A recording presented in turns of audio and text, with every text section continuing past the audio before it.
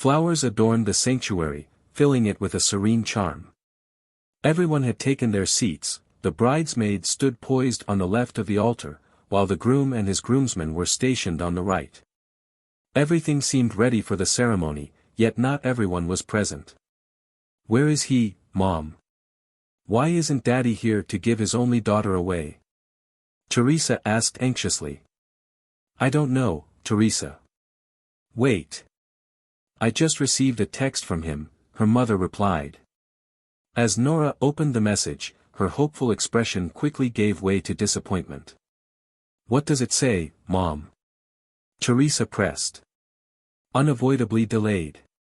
Go on with the wedding without me." That's all he said, no explanation. Nothing more. Nope. Nora composed herself and turned to her daughter. "Honey, we have to proceed. Nicholas and I spent far too much money to cancel this wedding. But who will walk me down the aisle? It would look ridiculous to walk alone." "What about Gordon?" Nora suggested cautiously. "You don't want people figuring out that he's my biological father, do you?" Teresa whispered, alarmed. "Well, if you don't mind, everyone already knows he's been your lover since before he got you pregnant," Teresa retorted with a sharp tone. "This isn't the time for arguments," Nora snapped. "I'll get your Uncle Frank to do it." "Yuck, but I guess we don't have much choice."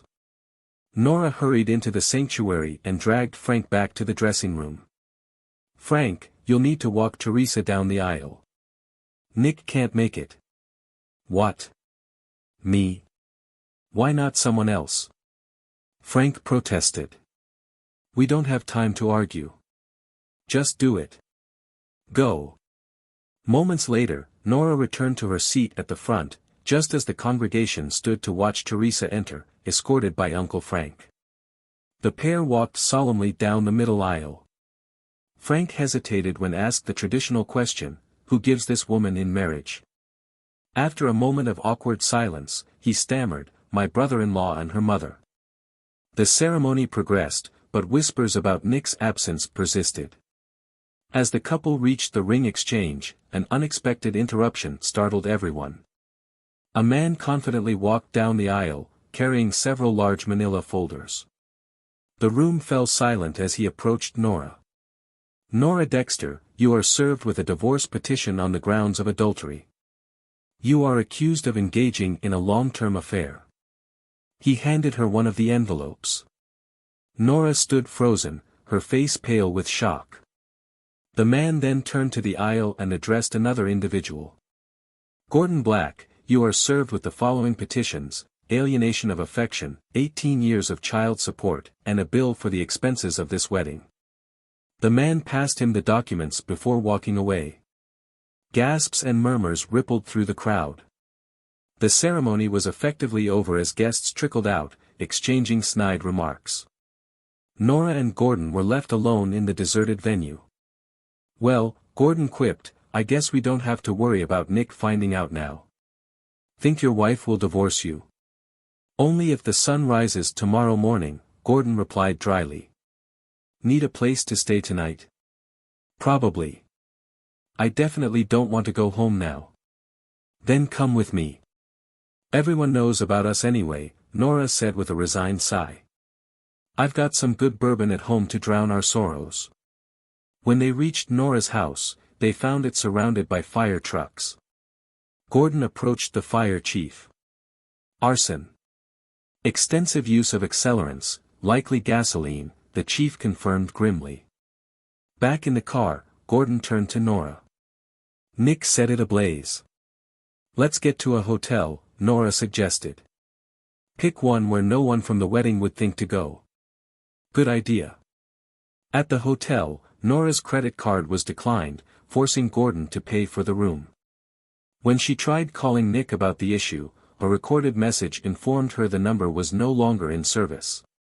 She sighed heavily. "Scorched earth, and for good reason," she muttered. For the first time in 2 decades, Nora and Gordon found themselves too exhausted for intimacy. Instead, they passed out fully clothed.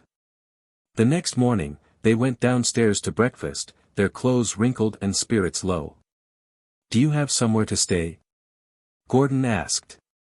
"I'm calling Candace to figure out where I stand." "I might need somewhere else, too," Nora replied. The conversation shifted to practical matters.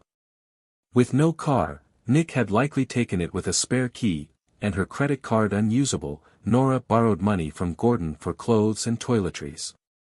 Meanwhile, Gordon contacted his wife, who begrudgingly allowed him home to pack a few belongings. Nora later called her daughter. "Teresa, it's your mother." "Mom. How could he? I thought Daddy loved me. Now Johnny doesn't want to talk to me. What am I supposed to do?" Teresa cried. "I don't know, sweetie. But I need a place to stay. Can I come live with you for a while? Why not go home? Or did Dad kick you out?" "No, he burned the house down." "What? Daddy burned down our house? He must be furious." "That's an understatement." After some hesitation, Teresa agreed. The following months saw chaos unfold. Nick faced trial for arson. During proceedings, Nora uncovered that he had converted their joint finances into cash and hidden it. Following her lawyer's advice, she delayed filing for divorce until the trial concluded, hoping for a favorable settlement. The trial was damning. Experts testified to deliberate arson, and Nora provided her account of the events leading up to the fire. Nick's lawyer countered by revealing her infidelity, implicating Gordon as Teresa's biological father. The courtroom buzzed with murmurs as secrets unraveled. In the end, the judge declared Nick guilty. Nora, determined to reclaim her losses, prepared to sue for divorce and damages, her relationship with Gordon irreparably strained. Although the key fact remained, it was Nick's house. The deed wasn't in his wife's name. All her belongings, along with her daughters, were now packed in plastic bags, stored in a unit. Handing over the key to her lawyer, Nick addressed the court. "Your Honor, we request you consider how any reasonable person would react upon discovering their spouse had been unfaithful throughout a 22-year marriage. This affair even led to a child who was intentionally presented as his own. Their divorce and related lawsuits will handle asset distribution, but since Mrs. Dexter hasn't suffered a significant loss of property, we urge a minimum sentence for my client." The judge concurred. Nick received a 3-year sentence, but with time served, the remainder was suspended. As Nick exited the courtroom, he threw a parting remark at Nora, "See you in divorce court." #### the divorce hearing. When Nick arrived at the hearing, he looked remarkably fit. His time working out had helped him shed extra weight and tone up. In contrast, Nora appeared frazzled. Meanwhile, Gordon and his wife had reached an agreement to stay together, pardoning each other for their infidelities. However, Candace now controlled all their finances. Gordon had returned to his hometown, while Nora found herself struggling socially and financially. This divorce hearing was her opportunity to rebuild. She hoped the settlement would allow her a fresh start, perhaps in a new city. "Your Honor," her lawyer began, "Mrs. Dexter requests half the assets based on a 6-month-old financial statement. She also seeks $2,000 monthly alimony for 5 years and a share of any profit from selling the land where their house once stood."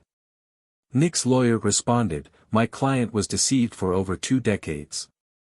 He believed his wife's child was his and poured his love into raising her.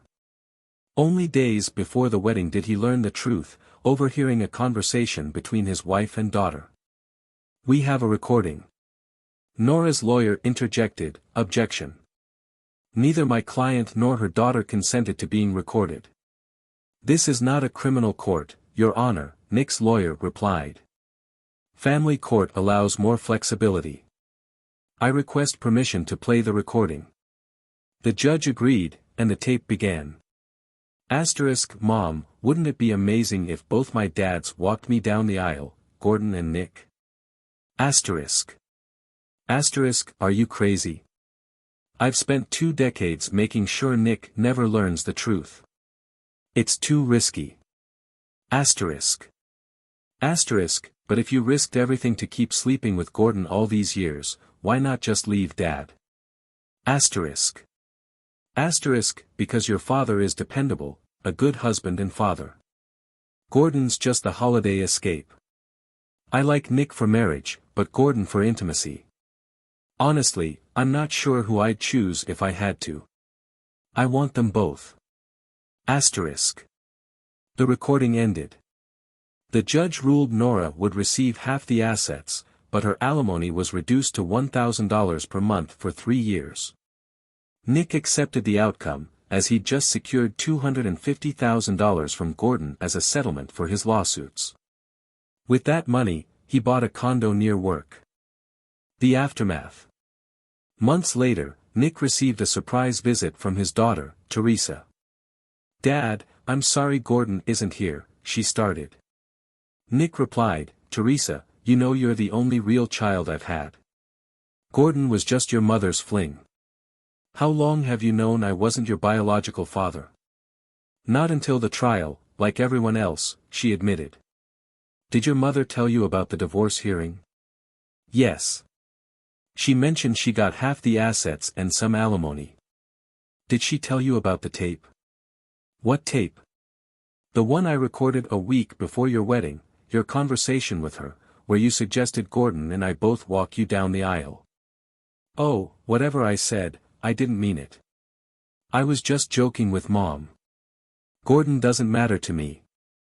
Nick's tone grew stern. "You just admitted you lied to me. You knew about Gordon for years and never told me. Mom would have killed me if I did. You can't hold that against me." "Yes, I can. Thankfully, you're an adult now. I'm no longer responsible for anything you do.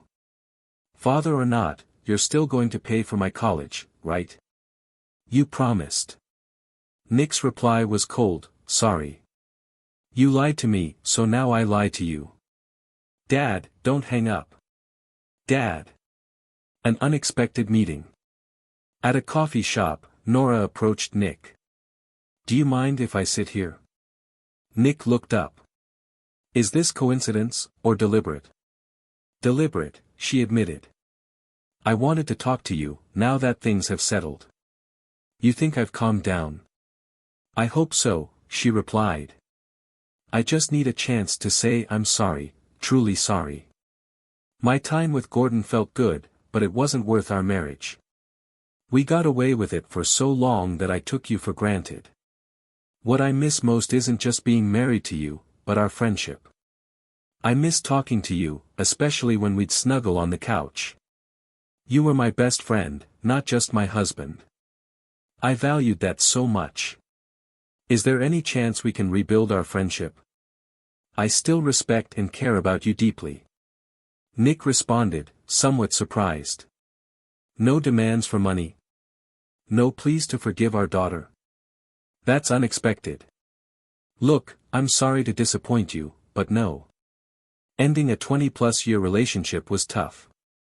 I still care about you, though, even after everything. If you'd like, we can meet occasionally for coffee at a neutral spot." "I wouldn't mind that." Nora nodded. "That sounds nice. I miss our conversations, too." "You were always an intelligent woman with good ideas," Nick admitted. "We can try it. Tuesdays work for me. But just to be clear, I'll never stop reminding you of how you treated me like I was worthless in bed." Nora smiled. "You know full well I loved you and our intimacy. Let's not bring that up when we meet, okay?" "Fair enough. Tuesdays work for me too." A renewed connection. Their weekly meetings went surprisingly well for several months. Despite their tumultuous history, they enjoyed reminiscing about happier times in their marriage. Slowly, they began meeting at Nora's place instead of the coffee shop. She appreciated the privacy, and it gave her a chance to create a more intimate atmosphere. One evening, Nora decided to test the waters. "Nick," she began, "have you enjoyed these talks as much as I have?" "Yes," he admitted. "I'm glad you suggested it." "Well," she ventured, "there's something else I've missed about our marriage. After we talked, we'd usually go upstairs, take off all our clothes, and enjoy each other. Can we do that tonight, please? Nick paused, a sly smile forming. Go on upstairs, then.